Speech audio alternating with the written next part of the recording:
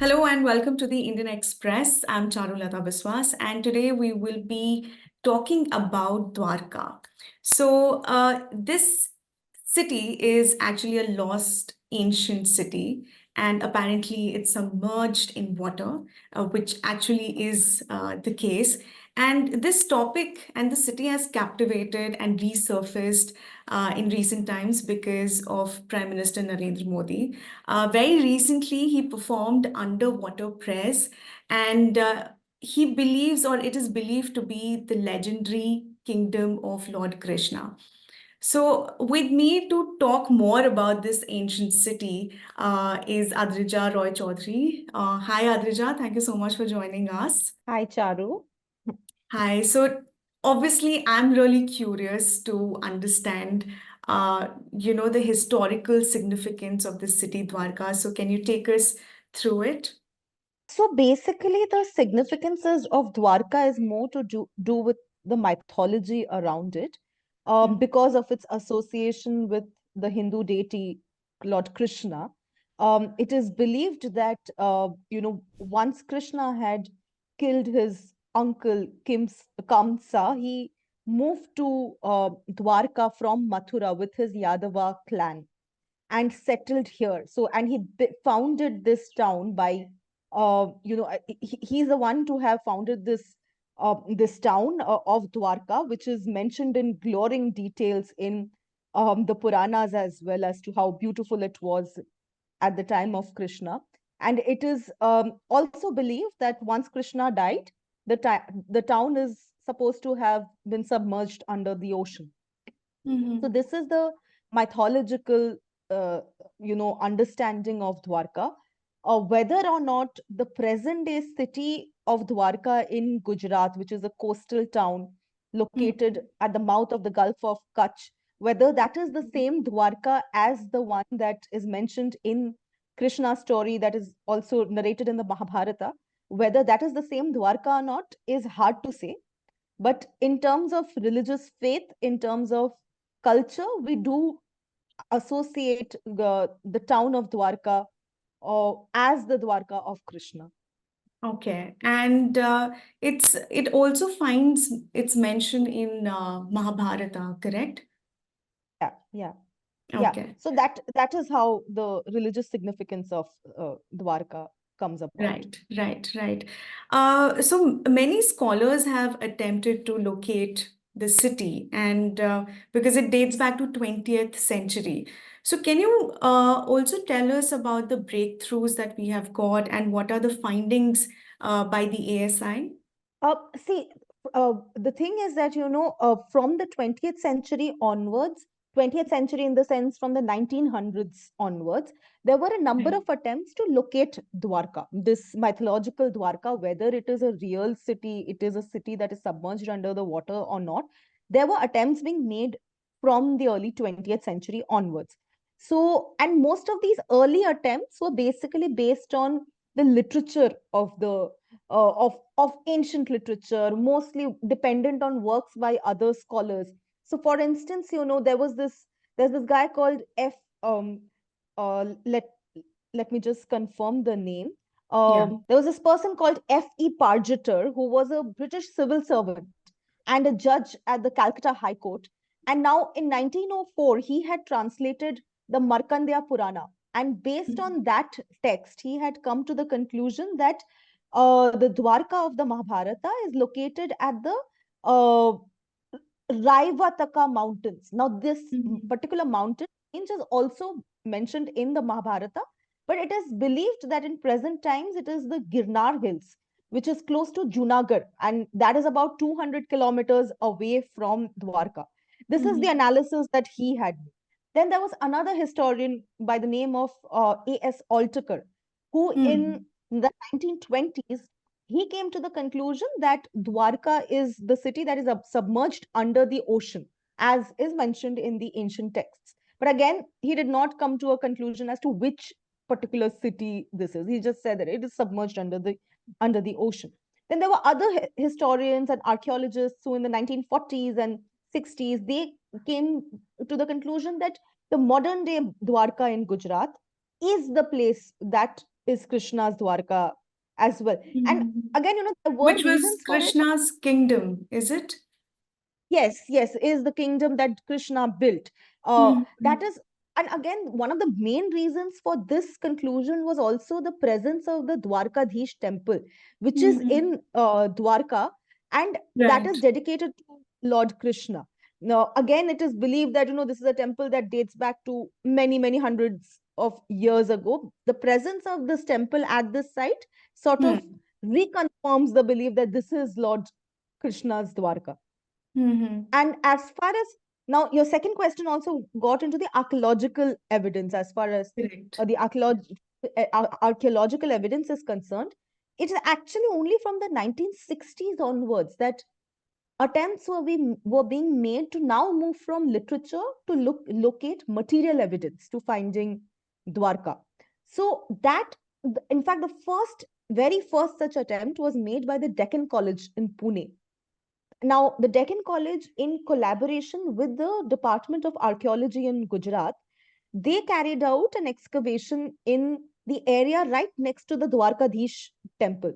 And it had to be a small area because this is a living heritage site, which means that it's thickly populated. There are a lot of people, so you can't just excavate a large expanse of land. So a small Mhm. part of land next to the Dwarkadhish temple was excavated, and they Mhm. found artifacts here which suggested that this place had been inhabited for the last 2000 years.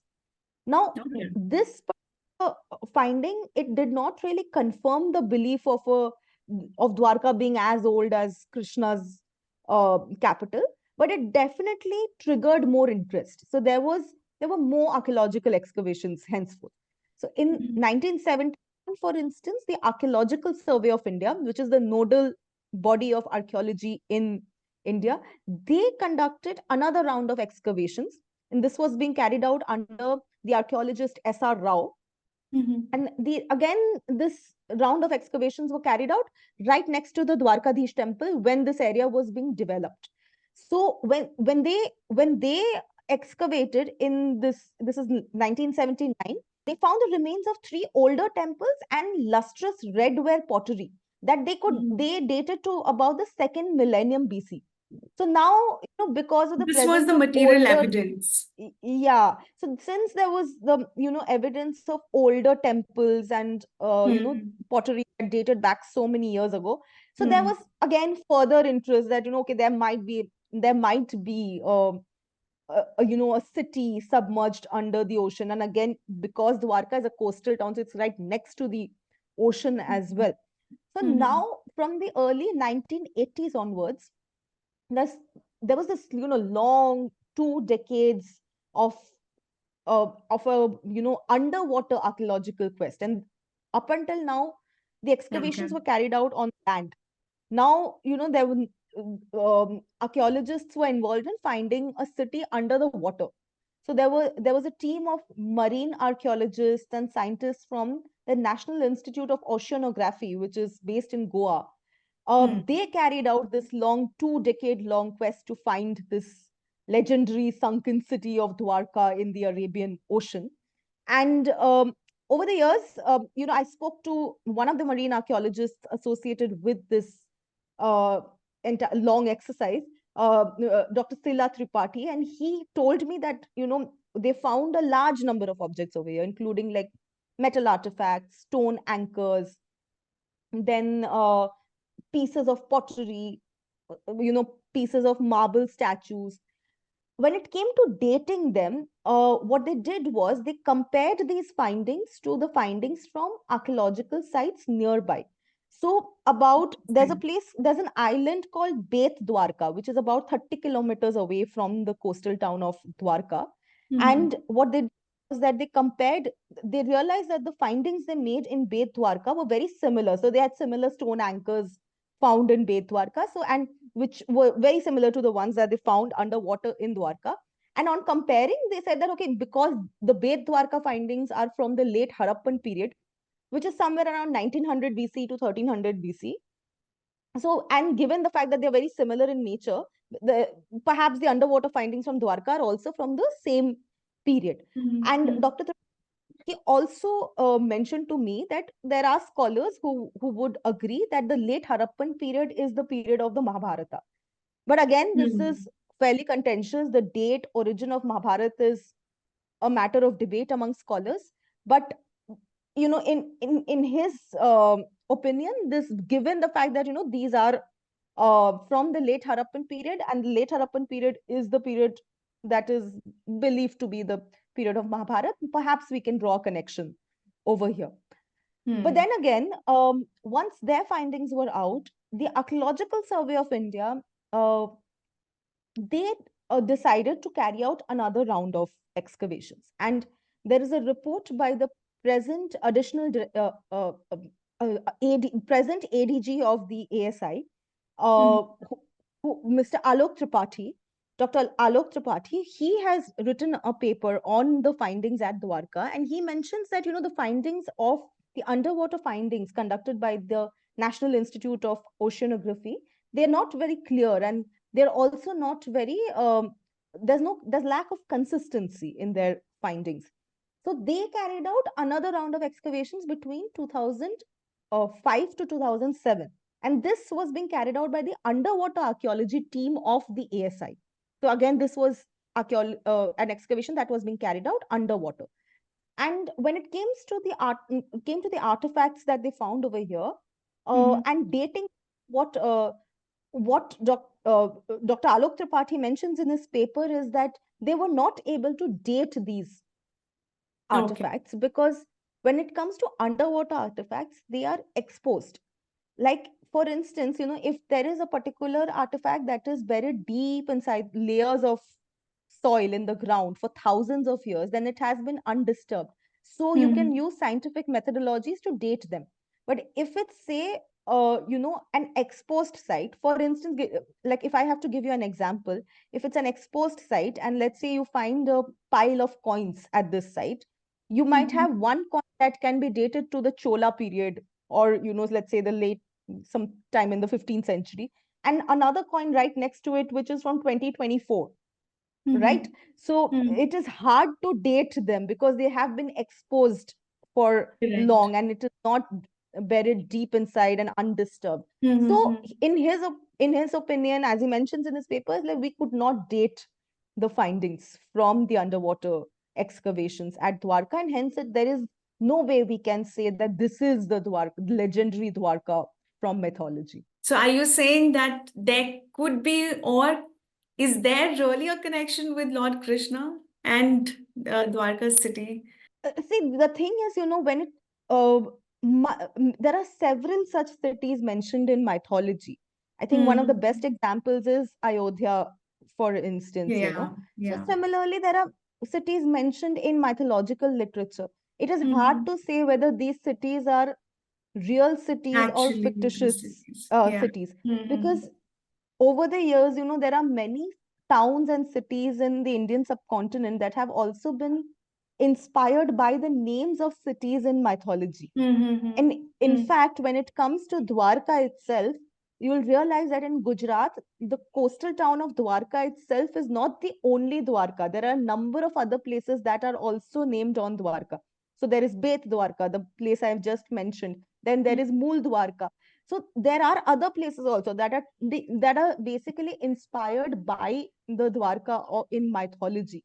So Hmm. similar, so And it is the very spot where Narendra Modi sort of scuba dived, what was that place exactly? Where is that?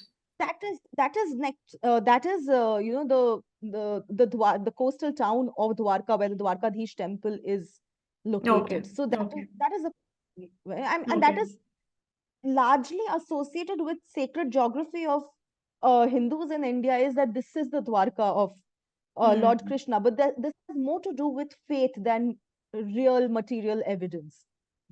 Right, right. Adrija, would you also give us like some names of some books or something that people can read probably to know more about the city? Is there something on your mind right now or something that you're reading currently? When it comes to the archaeological excavations at Dwarka, actually, Dr. Alok Tripathi's paper which is called Finding Dwarka 2007. If I'm not wrong, let me just look it Yeah, up take your once. time, take your time. Because this is a really intriguing subject for everybody. Yeah, And I'm sure.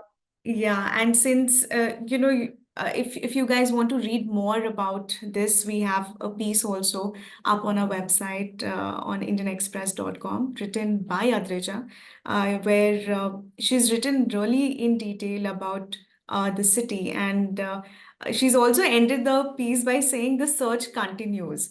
So of course the search will continue, but in the meantime, of course, Adrija, you were talking about this Yeah. book that Yes, so we can, yeah, this is a short book called Excavations at Dwarka 2007, okay, there which you go. Dr. Alok Right. Tripathi has written, and I think he has done a really fabulous job of giving a very detailed Hmm. analysis of how multiple attempts were being made to locate Dwarka and what happened in the process.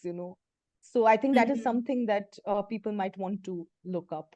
All right, thank you so much, Adrija, for joining us and sharing all those interesting details about the city. And all of you, if you have found this video really informative, then please like and subscribe and share with your friends. Thank you so much for joining us.